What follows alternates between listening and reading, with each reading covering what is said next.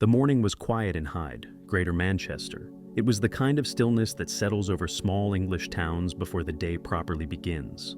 Curtains were drawn, kettles had not yet boiled, and the elderly residents who filled many of the red brick terraces were still asleep in their beds. Nothing about that morning suggested horror. Nothing suggested that, behind closed doors, death was already moving, carried not by disease, not by age, but by the trusted hands of a family doctor. For decades, people believed that when Dr. Harold Shipman arrived at your door, you were safe.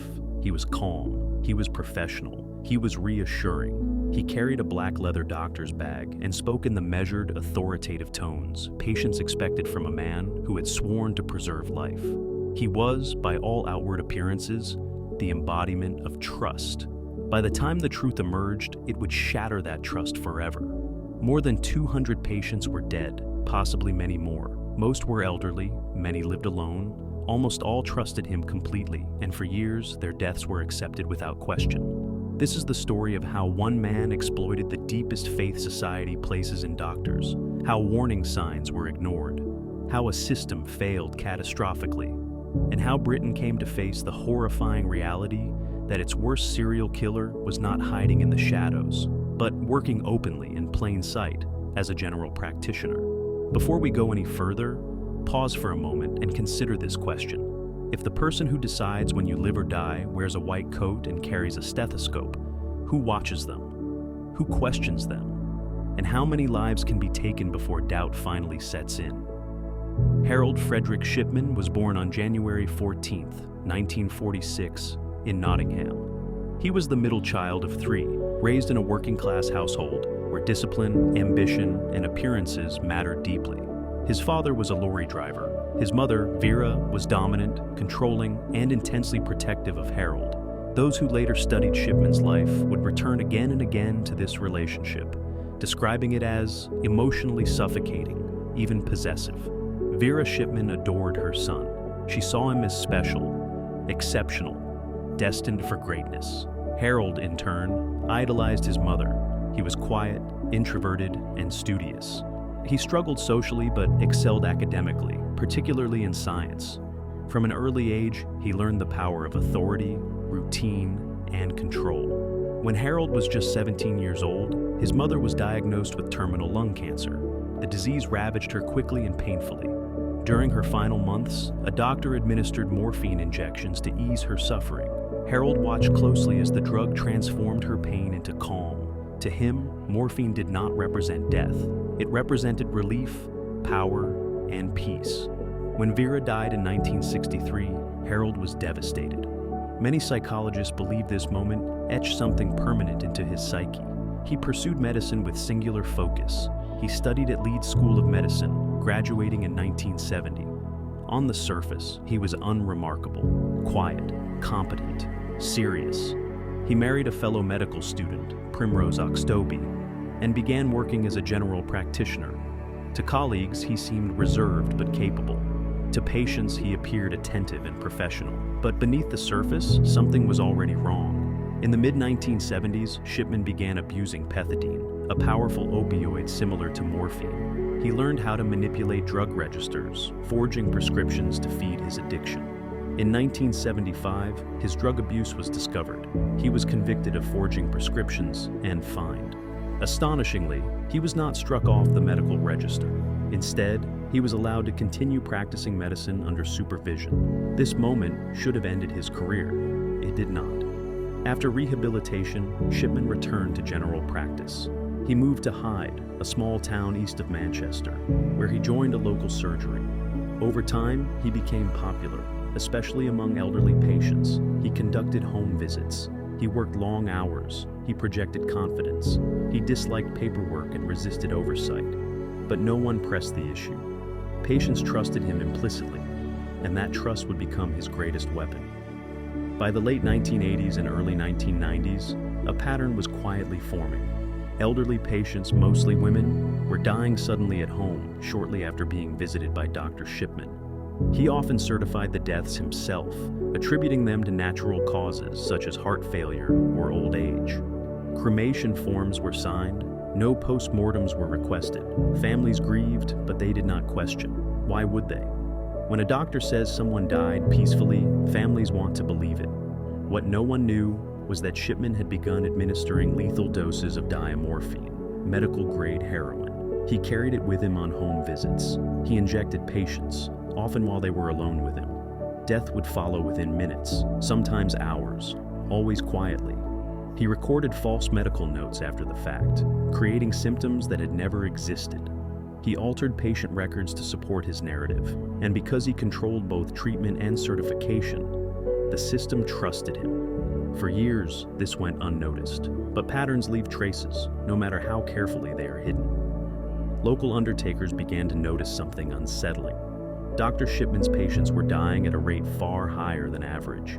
Many were fully dressed when found dead, sometimes sitting upright in chairs. The deaths often occurred in the afternoon, and Shipman was almost always the certifying doctor. Concerns were raised, quietly at first, then more formally. In 1998, a local GP named Dr. Linda Reynolds became uneasy about Shipman's death rates. She noticed statistical anomalies that could not be explained by chance. She raised concerns with the authorities. Her warnings were not taken seriously. The system deferred to Shipman's seniority and reputation. This was another moment where the story could have ended. It did not. The breakthrough came not from statistics, but from a single family. When 81-year-old Kathleen Grundy died in June 1998, Shipman signed her death certificate, citing old age. Mrs. Grundy had been in relatively good health. She was active, independent, and showed no signs of imminent death. More troubling still, Shipman produced a will shortly after her death, naming himself as a beneficiary. The will was a crude forgery. Kathleen Grundy's daughter, Angela Woodruff, was a solicitor. She immediately suspected something was wrong. The signature was off, the language was strange, and her mother had never mentioned changing her will. Woodruff contacted the police. For the first time, Shipman faced real scrutiny. A post-mortem examination revealed lethal levels of diamorphine in Kathleen Grundy's body. The police exhumed other bodies. More lethal injections were discovered. A horrifying truth began to emerge. Dr. Harold Shipman was arrested in September 1998. As investigators dug deeper, the scale of his crimes expanded beyond anything Britain had ever seen. Patient after patient, body after body. Each exhumation revealed the same toxic signature. Each family realized, too late, that their loved one had not died naturally. Shipman showed no remorse. He denied everything. He maintained his innocence throughout the investigation and trial. In January 2000, he was found guilty of 15 murders and 1 count of forgery. He was sentenced to life imprisonment with a recommendation that he never be released. Later inquiries would conclude that he had likely murdered at least 215 patients. Some estimates suggest the true number could exceed 250. On January 13, 2004, the day before his 58th birthday, Harold Shipman hanged himself in his prison cell. His death closed the legal case, but it did not close the wound. In the aftermath, Britain was forced to confront uncomfortable questions. How could one man kill so many for so long? Why were warnings ignored? How much faith should society place in professional authority? And how many deaths were quietly signed off because no one wanted to believe the unthinkable? As we move deeper into this story, we will examine how Shipman chose his victims, how he exploited systemic blind spots, and how grief, trust, and denial allowed one of the most prolific serial killers in history to operate openly for decades. Because the most frightening truth of all is this: Harold Shipman did not hide. He was invited in. And next, we look closely at how a trusted doctor transformed into a methodical killer, patient by patient, injection by injection, while the system meant to protect life stood silently by. What made Harold Shipman so dangerous was not just the act of killing itself, but the precision with which he embedded murder into routine medical care. He did not rush. He did not panic. He did not improvise. His killings were methodical, controlled, and chillingly consistent. To understand how he was able to murder for so long without detection, it is necessary to understand how carefully he chose his victims, and how expertly he manipulated the expectations of everyone around him. Shipman overwhelmingly targeted elderly patients, most of them women. Many lived alone, Some had no close family nearby. Others were widows whose deaths, while sad, did not immediately appear suspicious. Age became his camouflage. In a society conditioned to accept death as a natural companion of old age, Shipman understood that no one would look too closely when the deceased was in their 70s, 80s, or 90s. But his victims were not all terminally ill. Many were active, alert, and managing minor conditions. Some had recently been seen shopping, visiting friends, or planning holidays. Their sudden deaths shocked loved ones, but Shipman was always there with calm explanations. Heart failure, stroke, natural causes. He spoke with authority and certainty, and families trusted him because they wanted to trust him. He often insisted on being alone with patients during home visits. He preferred control. Witnesses later recalled that Shipman discouraged family members from staying in the room. He would say he needed privacy to examine the patient properly. In those moments, behind closed doors, he administered lethal injections of diamorphine. The drug acted quickly. Victims would lose consciousness within minutes. Death followed soon after. There was no struggle, no signs of violence, nothing that would immediately alarm a grieving family member who discovered the body hours later. Often, Shipman would leave the house knowing the patient was already dying or already dead. In some cases, he stayed. In others, he returned later to formally pronounce death. Either way, he controlled the narrative from beginning to end. What made this even more disturbing was Shipman's obsession with documentation. After killing, he frequently altered medical records to fabricate symptoms that justified death. Chest pains, shortness of breath, decline over weeks that had never happened. These false notes created a paper trail that aligned perfectly with the death certificate. And because he was both the treating physician and the certifying doctor, no one questioned his authority. In Britain at the time, the system allowed doctors enormous autonomy. General practitioners were trusted implicitly. There was no routine auditing of death rates, no cross-checking of controlled drug usage against patient outcomes, no requirement for independent verification of cause of death in most cases. Shipman understood these weaknesses instinctively and exploited them mercilessly. Undertakers noticed that Shipman's patients often died fully clothed. Some were found sitting upright in chairs, as if death had arrived mid-conversation. This was unusual, but again, not enough to trigger alarm. Death takes many forms, and few wanted to believe something sinister was at play. Nurses who worked with Shipman described him as domineering and inflexible. He resisted collaboration. He disliked being questioned. He ran his practice as an extension of his own authority, but his brusque manner was excused as old-fashioned professionalism. In fact, many patients interpreted his seriousness as competence. Behind that mask, Shipman's life was tightly controlled and emotionally barren. He was not known for warmth or empathy. He had few close friends. His marriage deteriorated over time. He exercised obsessively, swam regularly, and maintained rigid routines. Control was central to his identity. Control over his body, his environment, and ultimately, over life and death. As the number of deaths grew, so too did the missed opportunities to intervene.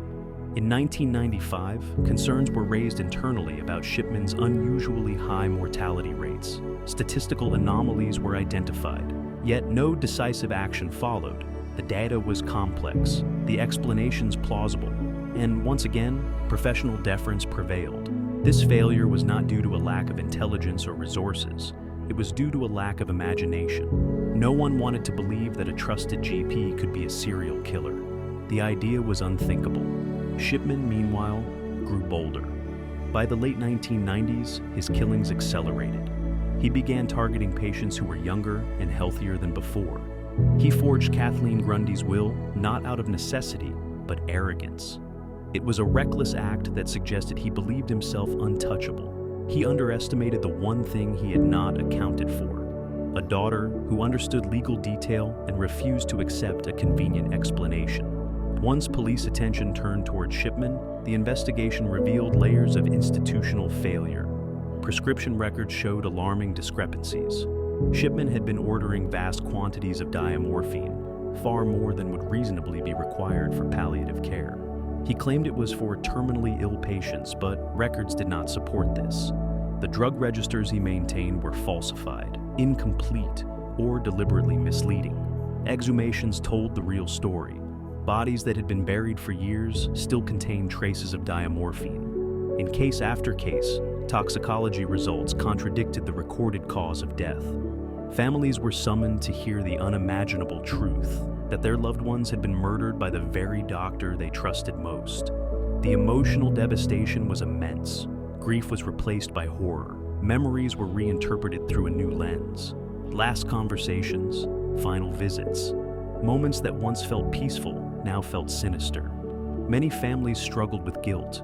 They questioned why they hadn't noticed something wrong, why they hadn't pushed for answers, why they had accepted Shipman's reassurances without question. These feelings were compounded by anger, not just at Shipman, but at the system that had enabled him.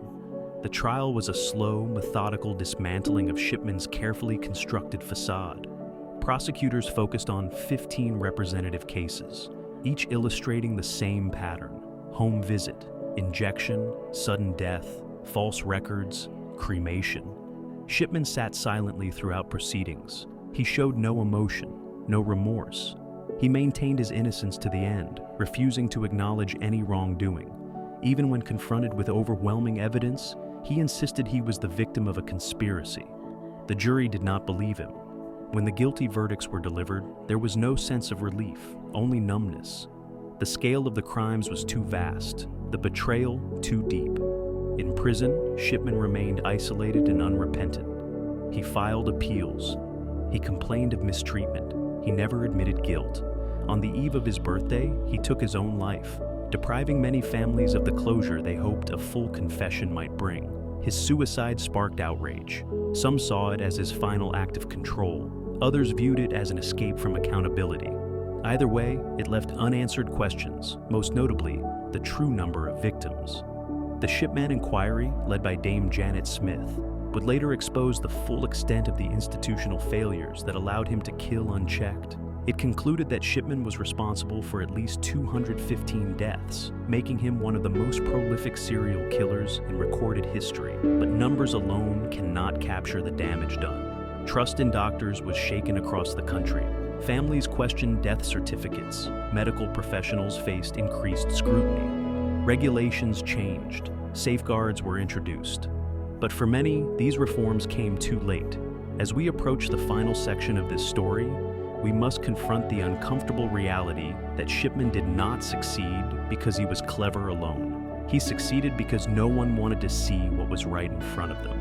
In the final part, we will examine the aftermath, how Britain reckoned with the truth, how the medical system was reformed, and how the legacy of one doctor's crimes continues to haunt modern healthcare.